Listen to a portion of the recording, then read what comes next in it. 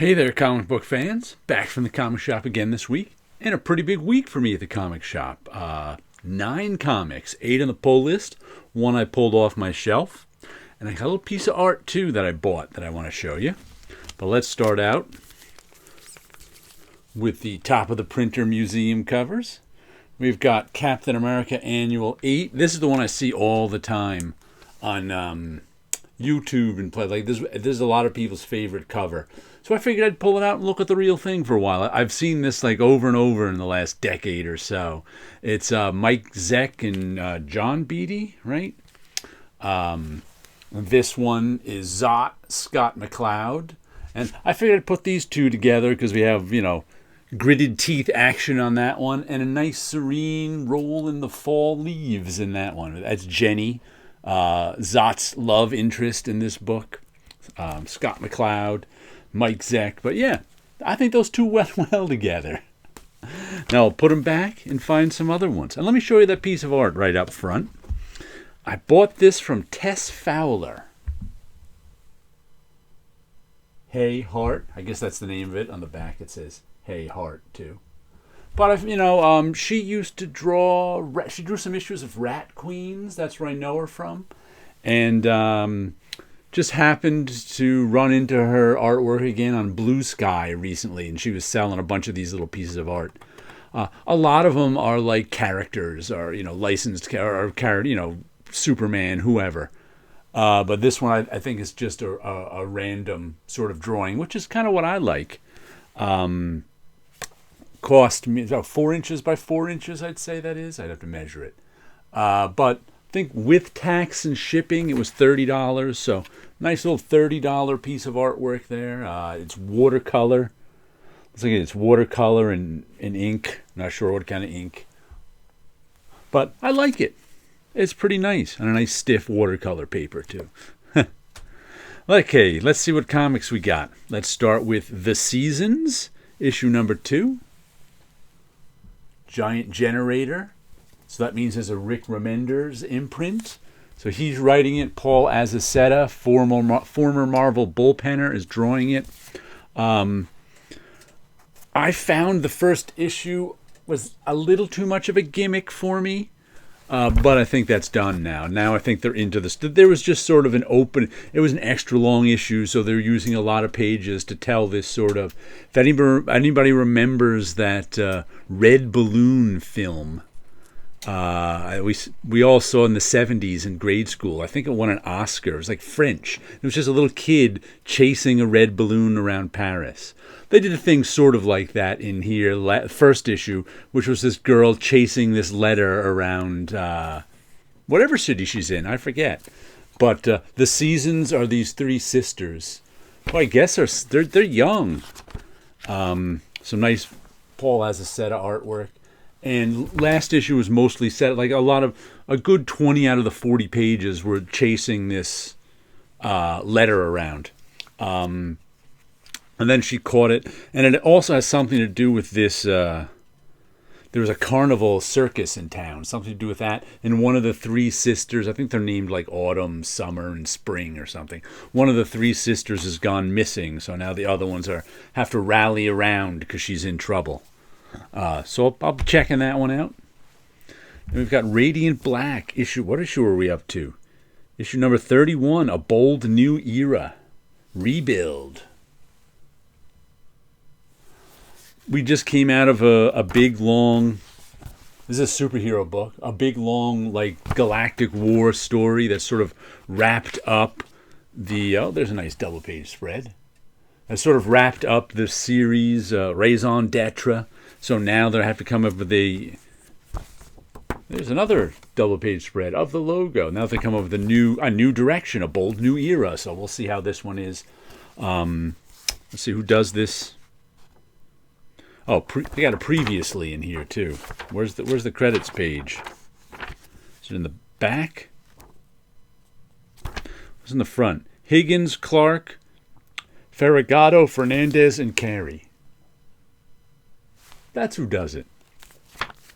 But I've been enjoying that one all along. So, and after a few months hiatus, Monstrous is back. 55, Marjorie Liu and Sana Takeda. And this one has really picked up, not that it was ever bad, but since like issue 50, it has really kicked into overdrive because they're in the middle of a war kind of thing. For a while, they had a side mission on another planet, which was sort of a fact-finding mission. So they were finding out facts. And now they're back on whatever planet. Call it Earth. Maybe it's Earth. Maybe it's not, because it's a fantasy world. They're back on in their home, and there's a big war going on. There's like, this is a fantasy book. There's like magical creatures and humans. Some creatures give humans magic. There's elder gods off there in the universe who are trying to break back into their world. There are people who want to exploit the elder gods for power. So there's all sorts of fun stuff going on in this one. Then we've got Long Cold Winter #3. Stefano Cartacelli is drawing it. That's why I've been buying this. Francesca Perillo is writing it. Lorenzo Scaramella is, I guess he's coloring it, right? Yep. And Buddy Bedouin is the letterer. But I think this is the third Stefano Cartacelli book I've gotten. I enjoy his artwork. I find it fun. This one takes place in some post-apocalyptic. They started in New York City, but then they were going upstate to find some robot colony where there's like our lead character, who's in a long cold winter, is like a mercenary, but he's a wanted man, and he's got some devil after some like literal type devil. I think I can't remember what was after him and wants him punished. It wants him to walk the earth by himself with no friends. He got mad last issue when there was a robot friend. So, and I think he ended up nearly. Last we knew, he was on his deathbed. So we'll see what happens on this one. Nice cover on this one. Jump Scare #1. Don't remember what this is about. I probably Colin Bunn, Danny Luckert, Jim Campbell.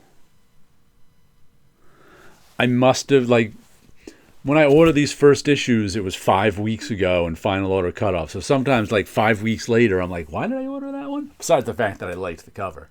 It usually just means I looked at the preview and there was something about it I liked. Probably the art.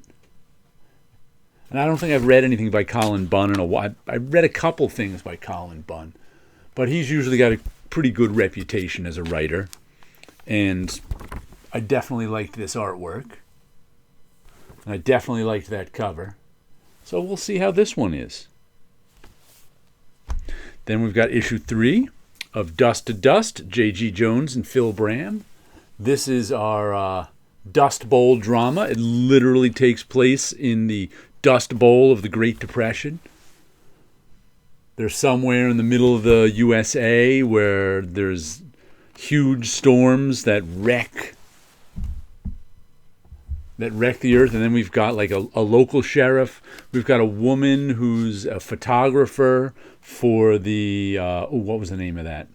I can't remember the name of that the EPA. No, that government program in the 30s that employed creative people to make paintings and WPA, Works Project Administration, I think it was. So she works for the WPA. She's going around, and it's got this nice J.G. Jones artwork. And it, like I said, it takes place. It's all about the drama going around in this Dust Bowl and the characters in this town. So, first 2 issues were good. I expect that one to be too. Then we got the Department of Truth, issue number 28. It's up to wow. Who is this? James Tinian, the 4th, is our writer. Martin Simmons is our artist. Aditya Bidikar is our letterer, and Dylan Todd is the designer. I just found out one of my students was showing me, someone came and talked to them, some local cartoonists in Brooklyn were talking to them. And one of them was Aditya Bidikar. They have some studio out there. I forget what its name. Something to do with a lizard or something. I can't remember. I'll have to remember it. But I was like, I know that name. I have seen that name in letters columns. But I think that we're at the beginning of a new story, right? Because we just wrapped up the Marilyn Monroe story. Now we've got something going on in 1972.